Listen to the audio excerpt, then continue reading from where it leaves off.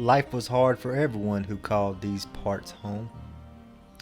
We were no stranger to the cruelties of war, as we have defended these slopes and forests for thousands of years.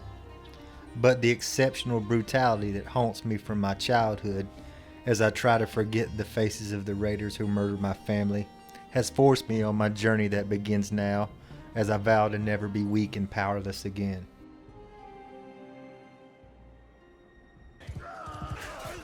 So I set out east to the cities of the fragmented empire. The journey was not entirely peaceful, but we managed to arrive in one piece. Struggling to find my place so far from the highland forest, I find my way to the fighting pits and arenas.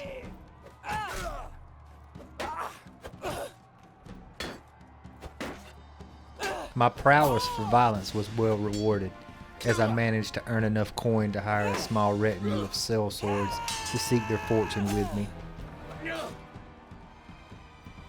As I travel across the land, slowly gaining prestige with local lords and landowners, I come across a business opportunity in the Sturgeon town of Sibir, and I roll the dice and go all in and purchase a tannery, banking that the abundance of cattle would make the best leather in Calradia.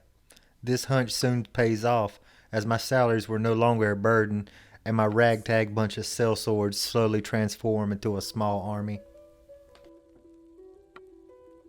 In a local tavern, random conversation with a stranger piques my interest as I learn of a man with a certain knack for medicine by the name of Quares, and I give him a chance to prove himself as my chief surgeon. I decide to expand my horizons by purchasing a few more failing businesses across the land, giving me the financial freedom to traverse all of Calradia to acquire me new friends and allies. The brisk air of the alpine forest call me home, and I arrive at Douglanis. As I travel the bustling streets, I meet a maiden named Alaneth, and I can tell by her attire she is no common wench. Although not a great beauty, she dazzled me with her charm and wit, and we grew to love each other. She agreed to be my wife, as long as her father Urgion, a lord of Battania, approves. Urgion recognized the Highlands in me, and heard of my rise from gladiator to minor general, and allowed the marriage to take place. With my highborn wife in tow, it was becoming more and more apparent I would need a permanent home for my new family to prosper.